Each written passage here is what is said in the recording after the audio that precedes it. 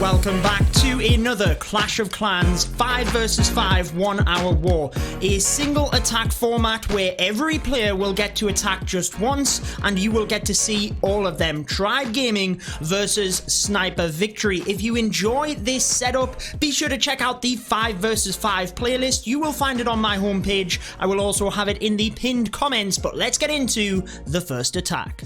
We have Nick of Tribe Gaming starting this one off with the DragBat. Now, the DragBat is something we are seeing coming into the meta a lot more now, especially due to a lot of single target infernos, especially due to that most recent balance change. We are seeing a lot of variety at Town Hall 13, and I am very much looking forward to this one. Nick starting out with a Royal Champion Sui method, managing to get the Expo, but also an air defense there as well. Now, what Nick is doing is trying to set up pathing for the dragons. Look at the efficiency of this. The king on one side with the queen, Royal Champion down the other side, and we now have the dragons able to just come straight in towards the town hall. He has very good pathing, 2 single targets on the back end. It is really about the scatter shots, but they look like he could freeze them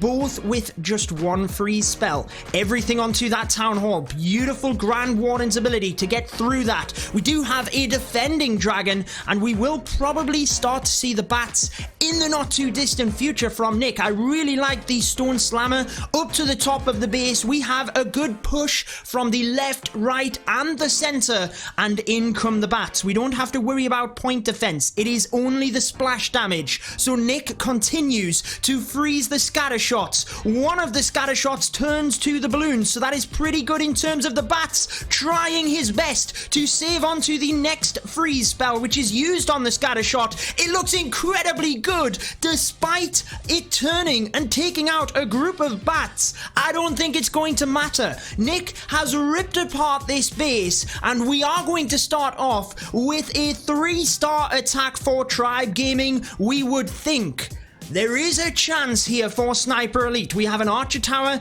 an air defense, and a single, and we do have dragons that are low in health. But thanks to the queen, the air defense goes down. Nick is hoping the dragons get through this, and down goes the single target inferno. What a beautiful way to start this war. Sniper Elite, the French clan, will now have to fight back. We have Sniper Elite on the response using the hybrid attack strategy. Now, the hybrid is still one of the best attacks for Town Hall 13. In my opinion, whilst the variety really did shine following the balance changes, hybrid and Yetis are still the best. We see the brand new super troops for the first time in this war. The super wall breaker. No messing around. You don't have to take the risk.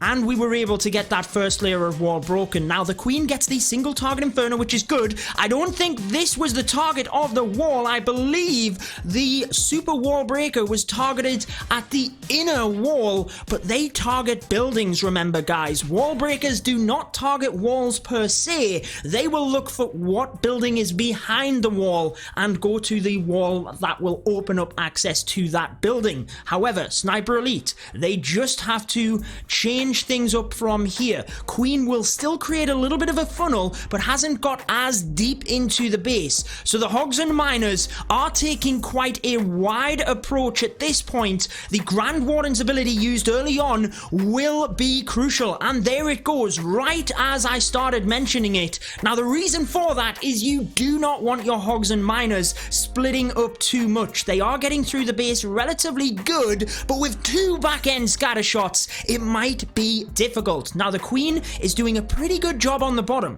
We still have the Royal Champion ability, and we still do have Hog Riders, but with no heal spell, this is where it gets interesting. The Royal Champion's ability used. We have to try and get through this area fast, but she goes down. The Expos were just too much for her, and the super wall breaker has left this base too wide for the Hogs and the Miners. Unfortunately for Sniper Victory, where they were not able to get through this. It is all about percentage now, damage control in terms of the 2 stars, and there is a lot of free buildings that will not get taken down. So Tribe Gaming ahead by a star, but also they have 100%. So in terms of percentage, they are also 25% to the good here. It is EveCheck that is going to be coming in for the next attack, and I mentioned in the hybrid attack you just watched that the hybrid and the Yetis are, in my opinion, the 2 strongest strategies still, and we will get to see the Yeti attack by EveCheck. A lot of it is funneling, so he's going to start with just a couple of troops, just to snipe off a few buildings, allow the queen to be drawn into the base, and notice on this one the regular wall breakers are used. Now we didn't have a test wall breaker there, but fortunately they get down and they open up the compartment, allowing the queen to the single target inferno. A very good freeze there so as not to burn the ability, and we might see a wall breaker in combination with a rage spell here to try and get one further layer.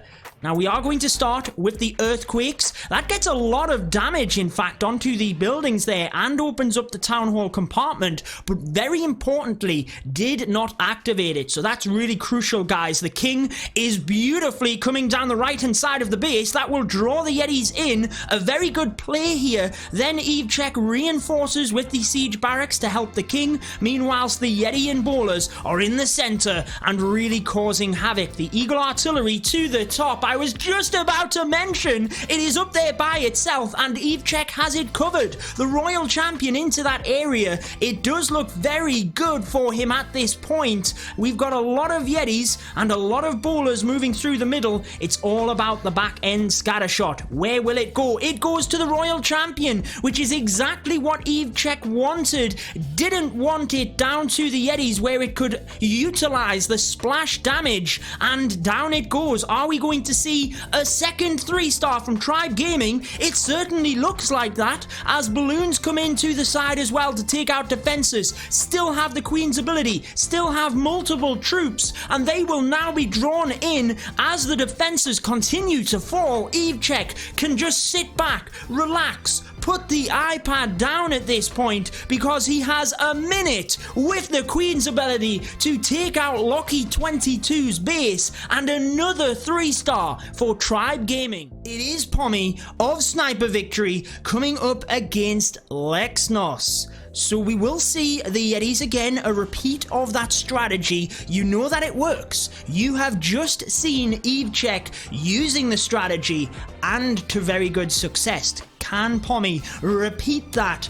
Very good funnel at the top of the base, recognizes there's not a lot of major defenses up there that could take the royal champion down quick, and just the Sui method is able to take out that most northern compartment. Now we can use a baby dragon to thin out the buildings on the outside. That will help draw the Yetis straight into the center, and this is where it's going to be dangerous though. 2 scatter shots are lying await. An interesting approach to use the wall wrecker. Often we will see the siege barracks to either funnel the Yetis inside the blimp to take out an area of the base, but the wall wrecker in this situation used to just tank a little bit, open things up for the Yetis to get through. We will see an early Grand Warden ability, gets every single one of the troops, and you've got to say that was perfect timing for Sniper Victory, because not only did it protect through the Gigabomb, it actually protects through most of the damage from the scatter shots. So this looks very good for Sniper Elite now. Mainly it's just the multi-target inferno on the right hand side. That is where we will indeed have the Yetis and bowlers too. They do go to the multi. As this goes down, it is now all part of the bats. Can they get around this base? The wizard tower goes down. So with 2 freeze spells, it is looking good for Pommy to finish off this base. The queen uses the ability. We've got to get this freeze down. Do not miss it. Oh, the bats took a shot there. Very, very late on the freeze, and there was no risk involved. We had 2 freeze spells for 1 splash damage. It really should have been used earlier. Is that going to cost Pommy? The single target inferno could now get through the queen and the Grand Warden, because the royal champion stands await. Fortunately for Sniper Victory, the royal champion steps out of range, but it's still not looking good for them. The freeze has cost him. here. He's waiting on the balloon. The queen will go down, and so will the Grand Warden. Balloon's trying to help out, but it's not enough. The freeze spell is the most important part of an attack if you are using the bats. Yeti Mite's trying. Oh my word, I feel for Sniper victory, but in these competitive top level matchups, you cannot miss a beat like that. You cannot let a wizard tower shoot your bats, and that is what happened here, and that is why this attack is only the 2-star. And it's only 80% as well. So Sniper victory trailing now by, that is close to, it is 44% in fact. So Itsu with his trademark Queen Charge into Hog Riders. Now this looks very similar to a base that Itsu built himself. Itsu and Evecheck are both top level base designers as well, using a rage spell early on. Now you might think that's a mistake, but let me tell you, it is not. Using that balloon to power through, the queen was going to be under immense damage there, so he had to get the rage spell in early, and if he placed the queen, the healers, then the rage spell, the queen would have lost a lot of health. However, by placing the rage first, it means as soon as she goes in with the healers, she is automatically kept up to full health. So a very non-traditional way of deploying your troops there by Itsu, and it worked out really well for him. He takes out this area of the base, takes out the clan castle troops early on, which includes the ice golems. That is what is used in the clan castle to slow your troops down and try and get you stuck in the middle of the base. So Itsu takes out one scatter shot, will get the town hall, and will move around to the next scatter shot. So that is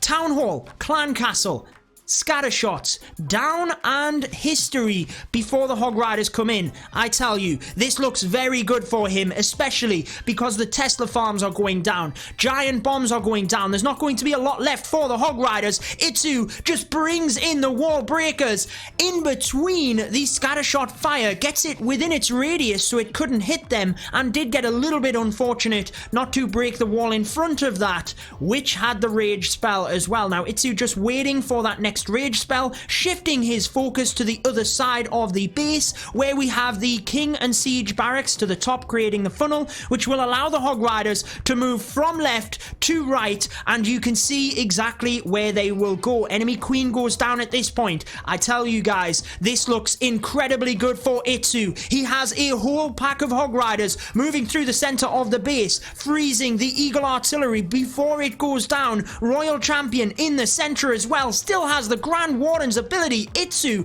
you are incredible, my friend. With the Royal Champion's ability for the single target Inferno on the back end, that doesn't look like a lot to be able to stop Itsu. They are going for the triple, the turkey within Clash of Clans. Can Itsu put Tribe Gaming in the most optimal position they could ever be in within this war? And it certainly looks like it, with wizards cleaning out the inside of the base. A couple of buildings left here and there, but he celebrates with the Seeking Shield to get the 3 stars. Locky22 feels that the Yetis are his strategy, which could bring things back here and ensure them a bit of a glimmer of hope versus Tribe Gaming. If he does not 3-star this attack, then Sniper Victory are counting on the fact that Tribe Gaming slip up.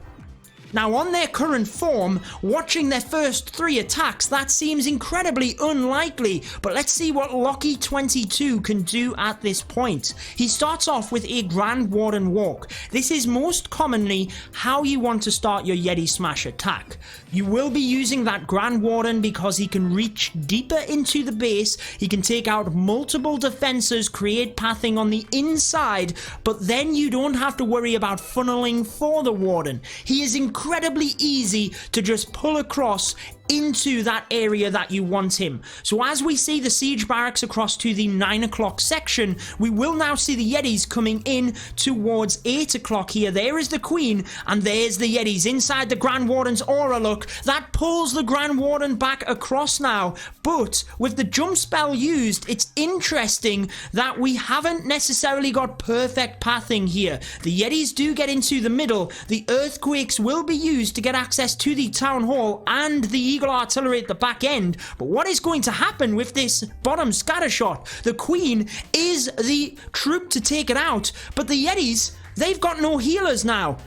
They're on the Queen. This is a nightmare for sniper victory. You need the healers on the Yeti. They are left up there all alone, and the Queen is down the bottom. Now they start to split and become incredibly vulnerable due to not having the healers. Sniper victory have got to get fortunate towards the end of this attack, and it doesn't look like it. A couple of balloons are indeed on the outside of the base, but there's too much left here. Did get a little bit unfortunate. However, you've got to count into the fact that pathing down to the bottom was going to pull the Queen down and was going to pull something towards the scatter shot, leaving the Yetis vulnerable. And whenever you do this attack, if you want to do the Yeti smash at home, you've got to keep the healers on the Yetis. That is the main part of the attack.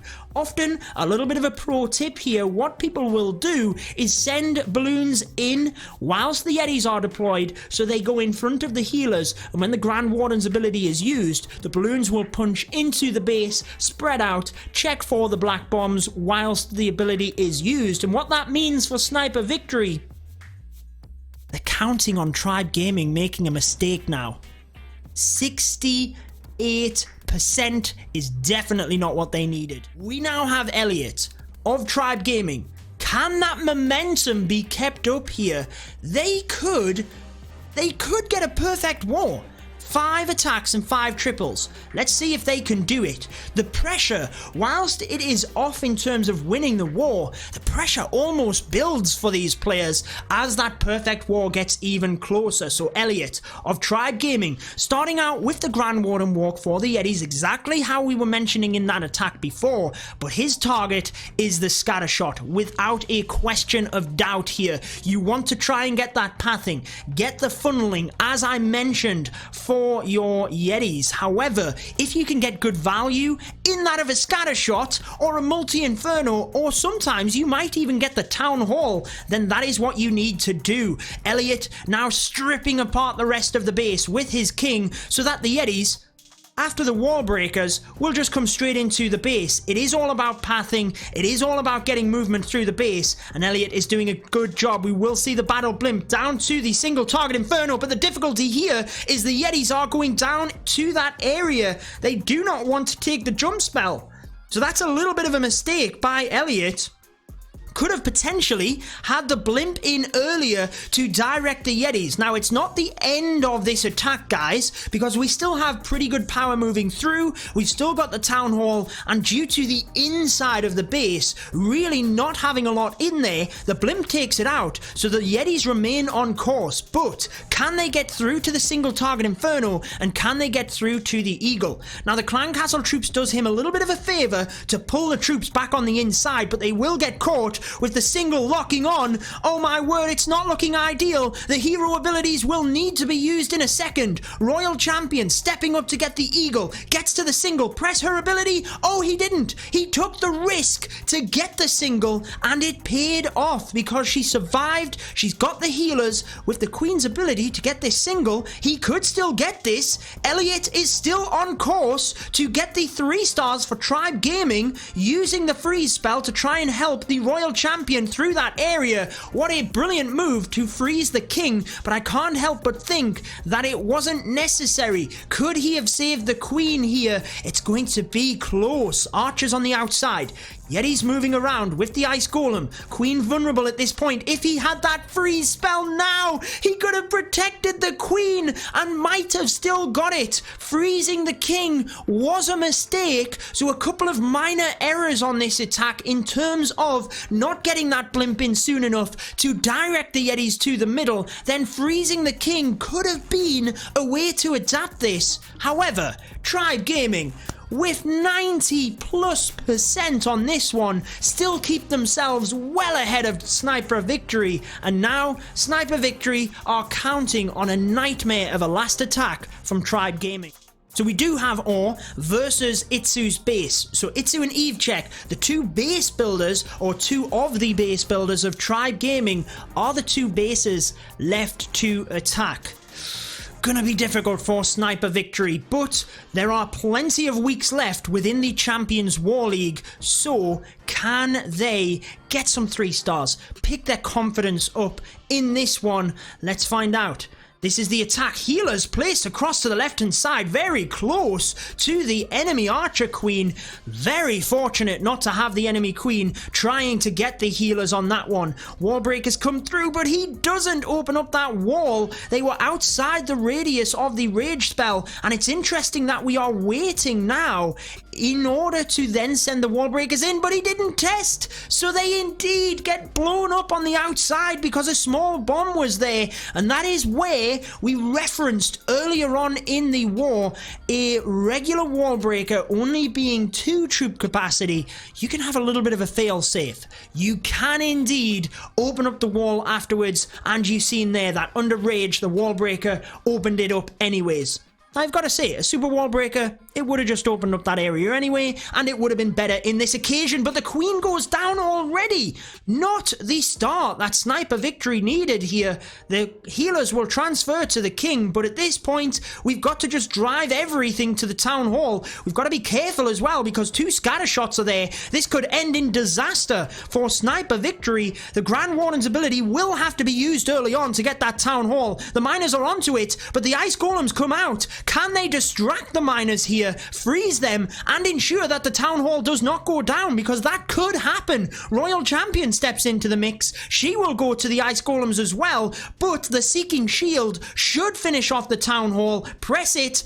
And, oh, he didn't press it. The Ice Golem went off and it froze the Royal Champion. But fortunately for Sniper Elite, the Ice Golem, when it absolutely then went off, the Royal Champion just got that Seeking Shield, just got the Town Hall. That was very close to a 1-star attack, but Or can at least rest knowing that he did not get that 1-star. However, it is all but done now. Tribe Gaming have most certainly won this war. We still have attacks left over, so let's see if they can get another 3-star, and on their form, I wouldn't be surprised if they did. But we do have LexNas with the Queen charge into Hog Riders, and check it out, we have 10 wall breakers. You are going to be in for a very exciting Queen charge here. With 10 wall breakers, we are trying to get deep into the base. So 1 wall breaker goes off. You will see another couple very quickly here, and the reason for that is because if the gold storage goes down, then the wall breakers will not target that wall. So that is why LexNas had to be quick and get the next set of wall breakers in. Here come the next lot to the Town Hall. They did indeed get taken out by, I think it was the mortar shell there. So now Sprinkles more in. Really did a good job as well on timing that for when the Town Hall had gone down, so that the Inferno beams did not attack the wall breakers, but he could indeed still have them pathing towards it, because remember, they target buildings, not necessarily the walls. Using Hog Riders on that right hand side will do a good job to try and direct the Queen into this gap where she can take out the enemy King, enemy Queen, the Grand Warden statue, the Expos. This is very risky from LexNas. We have rage spells, the Queen's ability, and she does indeed go down. No, she doesn't. It is the Barbarian King that goes down. I do apologize, guys. The healers remain alive. Freeze spells on point as well to try and help the Queen through, but she does now go down. Just one little step too far for LexNas and his Queen charge. The enemy Queen stays alive, and it's all whether the Royal Champion can get over there, but it doesn't look like it. Hog Rider's now struggling in the inside of the base. He has taken down a lot of key defenses, so it could be that he does have enough with the Hog Riders left to get through. still have 9 Hog Riders coming out of that siege barracks to reinforce, but with ground skellies as well doing damage onto the Hog Riders, it's looking ever less likely that this one will get done. The single target will fall, which will keep the Grand Warden alive ever so slightly, but it's not going to happen for LexNas. Just a little bit too much with that Queen charge. However, he knew the war was won. It was mathematically impossible for Sniper Victory to catch up on this one, so LexNas took the risk, went for the very impressive Queen charge, and unfortunately it just didn't pay off on this one. But still, a very impressive attack, a solid 2-star strategy, and now we just have Sniper Elite's, Sniper Victory's response in order to see if they can get a 3-star to wrap this one up. But your winner for this 5 versus 5 war will indeed be Tribe Gaming. Now, with any of the attacks, you always want to ensure maximum percentage just out of habit, if nothing else, because you never know when a war will be won by a single building, a single percentage, and this is where archers, minions, anything like that can help to get it done, and the archer snipes it off with a millisecond left to finish up with 78%. Achille of Sniper Victory now going for the 3-star with the Yetis. Let's see if he can get this one done. I really hope that they finish off with a 3-star, because going up against Tribe's bases is a mission in itself. But Evechek is well known for his bases. Trying to bait Sniper Victory in towards that town hall, that is where they are attacking, and I did like the bowler bounce. The elixir storage having greater health than the cannon, so a couple of bowlers able to bounce across and take that out to get a free snipe in order to not only take out a defense, but to help funnel the troops as well. So now we have Achille taking his time. You tend to have around about 1 minute with the Grand Warden walk before you need to put the Yetis in. If you're taking much longer than that, then you can very likely time fail as well. Now he's going a little bit further here. As we did reference earlier on in the stream, you can indeed take out a Grand Warden walk town hall area.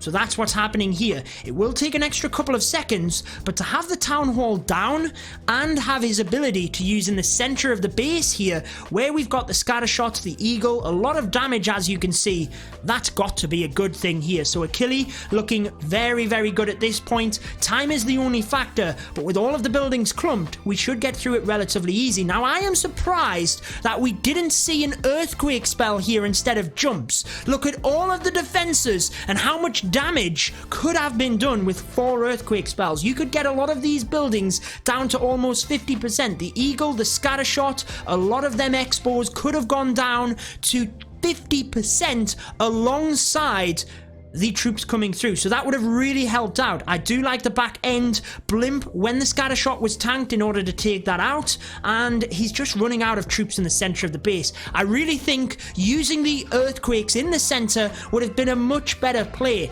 There is so much damage there that whenever you have your Yetis coming through, you've got to get them through that damage early. Otherwise, the Yeti mites will bounce out and they will ultimately go for the same defense. You've got to make sure you get that spread. So the earthquakes with a rage spell could have helped out. However, coming down to the end of it, it will be close, but the Tesla farm of Evechek's base will be enough to hold Achille back and mean that Tribe Gaming will win by 3 stars overall. Now, I want you to give a massive appreciation to both Tribe Gaming and Sniper Victory in the comments section, because they both deserve recognition for putting their necks on the line and really allowing their attacks to be shown